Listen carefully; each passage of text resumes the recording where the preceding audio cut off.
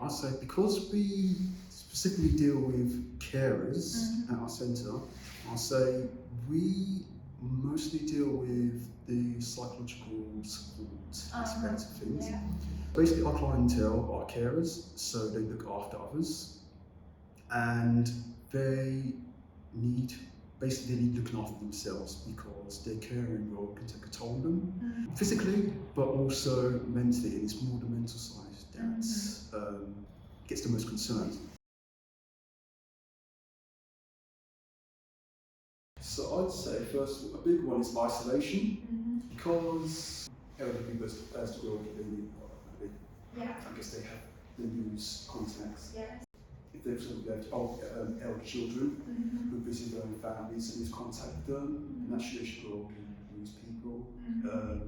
So I think isolation, especially in this age where we become increasingly reliant on digital technology, and they might not be as familiar with digital technology that we use today. I think that's a big issue, just trying to keep in contact with everybody and trying not to be isolated. Yeah.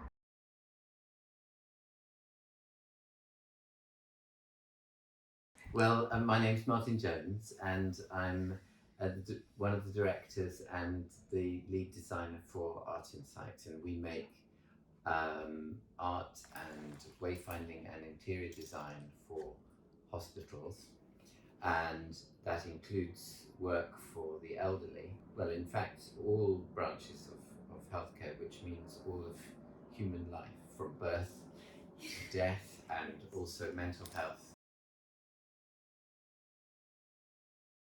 I don't think it's impossible that you can arrive at a causal approach to art and healthcare.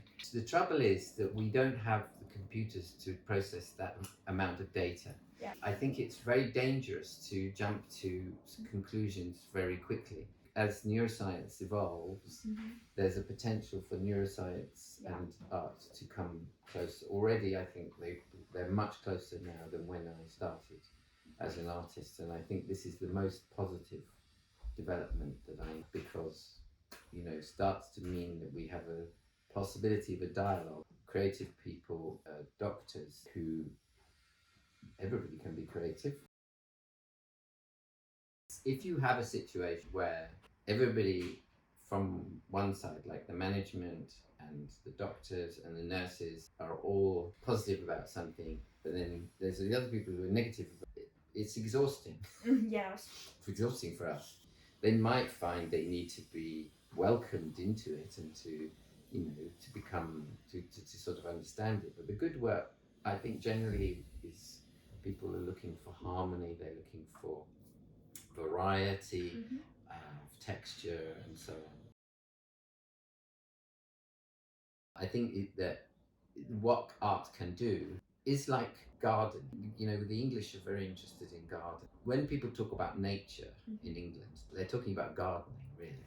They're not talking about nature. Nature's like the jungle with, danger. Gardening is nature, but it's kind of controlled, it's arranged. So I think that art can extend people's range of emotional responses in a way where you can bring it to them. Beauty, enlivening, anti-anxiety. Yeah, it's quite important.